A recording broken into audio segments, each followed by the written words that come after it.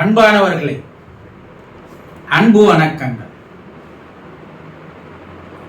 மௌனம் மகா யோகம், மாபெரும் தவம்.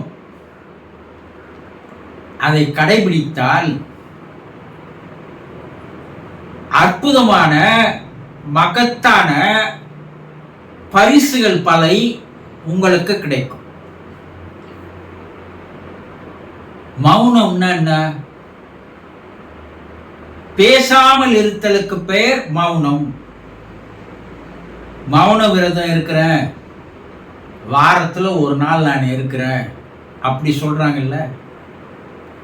எதற்காக அவர்கள் இருக்கிறார்கள் கேட்டோம்னா, அது ஒரு பழக்கமாயிடுச்சு. வாரத்துல ஒரு நாள் நான் மௌன விரதம் இருப்பேன், யாருக்கிட்டையும் பேச மாட்டேன்.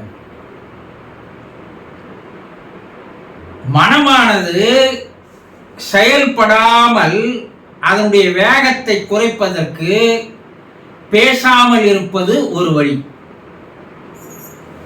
இந்த மௌனத்துல 3 வகை இருக்கிறது. என்ன? உடல் மௌனம், வாக்கு மௌனம், மன மௌனம் என்று 3 வகை இருக்கிறது. நம்ம பேசாத இருந்துடலாம், ஆனா மனம் செயல்படாத இருக்குமா?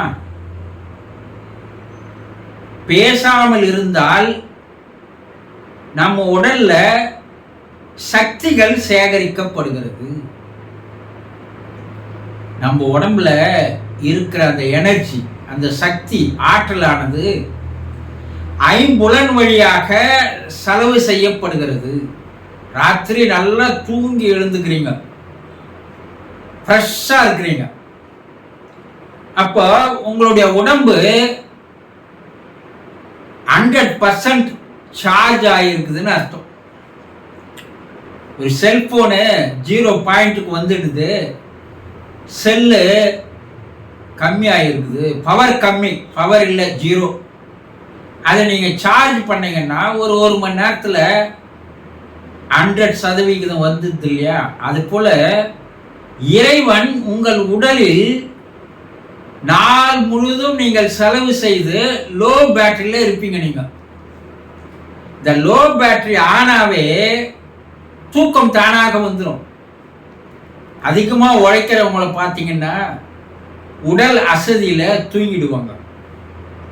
உடல் அசதி இல்லை, உடல்ல சக்தி இல்லை, அதனால தூக்கம் தானா வரும். அந்த ஆழ்ந்த தூக்கத்துல இறை சக்தியானது உங்களை சார்ஜ் பண்ணுகிறது. இப்ப காலையில எழுந்ததும் 100% சக்தியோட ஆக்டிவேட்டா நீங்க இருப்பீங்க. இப்போ இந்த ஐம்புலனில் செலவாகின்ற அந்த சக்தியை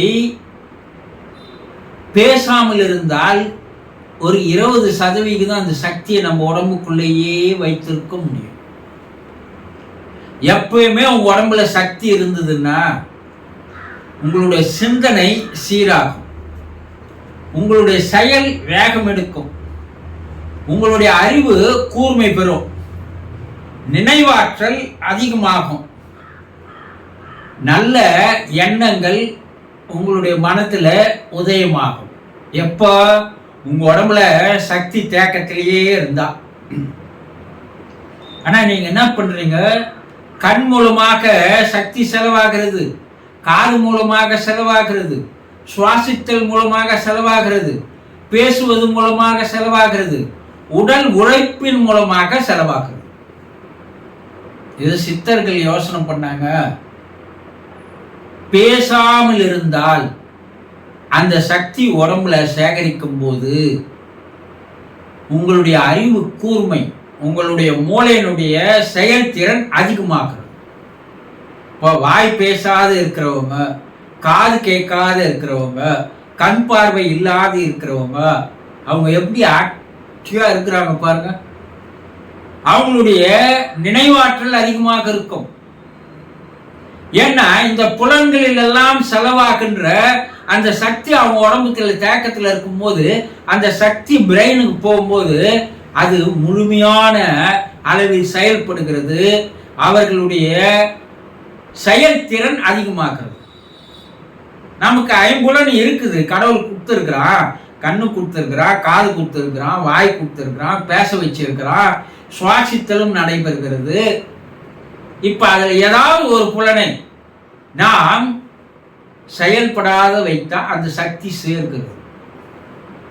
இப்ப உடல் மௌனம், முதல்ல உடம்ப ரொம்ப அதிகமான உழைப்பிற்கு ஆளாக்காமல் அத ஓரளவு மட்டுப்படுத்துறது முதல் உடல் மௌனம்.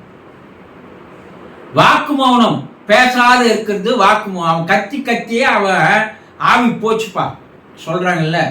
இந்த அரசியல்வாதிகளுக்கோ இந்த ஆசிரியர் பெருமக்களுக்கோ பேராசிரியர்களுக்கோ அவங்க வகுப்பு எடுத்து எடுத்து பேசி பேசி பேசி அவங்க எனர்ஜி சாயங்காலத்துக்குள்ள என்ன ஆகிடும், 0 பாயிண்ட்டுக்கு வந்துடும். ஒரு காலத்தில் அவங்க உடல் பாதிக்கப்படும், மனம் பாதிக்கப்படும். அப்போ வாக்கு மௌனம், பேசாம இருக்கிற ஒரு பயிற்சி எடுத்துக்கினா உடலுக்கு நல்லது. அடுத்தது மன மௌனம். இந்த மனம் எண்ணுவதை, சிந்திப்பதை, எண்ணங்கள் உற்பத்தியாவதை நீங்கள் குறைக்க ஆரம்பித்தால் உங்களிடையே மகத்தான ஆற்றல்களும் சக்திகளும் உங்களுக்கு ஏற்படும். மற்றவர்களை விட நீங்க மிக சிறந்தவர்களாக, மிக திறன்பட்டவர்களாக, அதிக ஆளுமை திறன் கொண்டவர்களாக, பர்சனாலிட்டி அதிகமாக இருப்பவர்களாக, எதையும் கண்டுபிடிக்கக்கூடியவர்களாக, எதையும் யூகித்து அறியும் திறன் பெற்றவர்களாக உங்களால் மாறிவிட முடியும். இந்த ஆற்றல் திறமைகளை எல்லாம் பரிசாக எது தருகிறது என்றால் உங்களுக்கு மௌனமே தருகிறது.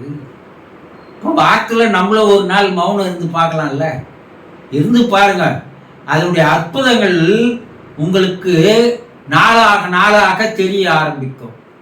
தேவையில்லாத பேச்சு, வெட்டி பேச்சு, வீணான பேச்சு, அதனால எந்த பிரயோஜனம் இல்லை. உங்களுடைய சக்தியை நீங்கள் செலவழித்து கொண்டிருக்கிறீர்கள். அந்த சக்தியை நீங்க எவ்வளவு கோடி கொடுத்தாலும் விலைக்கு வாங்க முடியாது. இறைவன் தருகின்றது அது. அதை நீங்க வீணா என்ன பண்றீங்க, செலவழிக்கிறீர்கள். அதனால ஒரு நாளைக்கு சக்தி குறைந்தவர்களாக மாறிவிடுவீர்கள். சித்தர் பெருமக்கள் மாத கணக்கில் மௌனமா இருப்பாங்க. ஒரு சில மௌன சாமியார்களை பார்க்கலாம் நீங்க, அவங்க பேசுவதே இல்லை, வாழ்க்கை பூரா அவங்க பேசுறதே கிடையாது.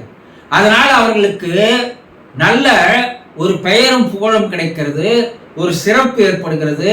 அவர்கள் எதை சொன்னாலும் எழுதி காட்டினாலும் அது நடைபெறுகிறது. அப்ப அந்த மௌனம் அவர்களுக்கு அந்த பரிசுகளை தருகிறது. நீங்களும் செய்து பார்க்கலாம்ல. வாரத்தில் ஒரு நாள் நான் பேசாத இருக்கிறேன், முயற்சி பண்ணி பாருங்க. முதல்ல கஷ்டமா இருக்கும், அப்புறம் நாள்பட அது கைக்கு வந்த கலையாக மாறிடும். அதனால உங்களுக்குள்ள சில ஆற்றல்கள் வெளிப்பட ஆரம்பிக்கும், சில திறமைகள் வெளிப்பட ஆரம்பிக்கும். இந்த கவிஞர்கள் மௌனமாக தான் இருப்பாங்க, அதனால்தான் கவிதைகள் அற்புதமா வரும். இந்த ஓவியர்கள் மௌனமாக தான் இருப்பாங்க, ஓவியங்கள் அற்புதமாக வரும். கண்டுபிடிப்பாளர்கள் மௌனமாக தான் இருப்பான், பேச மாட்டான். பல கண்டுபிடிப்புகளை அவர்கள் கண்டுபிடிக்கிறார்கள். அவர்களுக்கெல்லாம் வருகின்ற அந்த திறமை உங்களுக்கும் வர வேண்டும் என்றால் வாரத்தில் ஒரு நாள் பேசாதிருந்தீங்கன்னா மற்றவங்க பிரச்சனையிலிருந்து நம்ம தப்பிச்சிக்கலாம், தனித்து இருக்கலாம். அதுவே ஒரு சந்தோஷமாக மன அமைதியை தரும் என்பதை புரிந்து கொள்ளுங்கள்.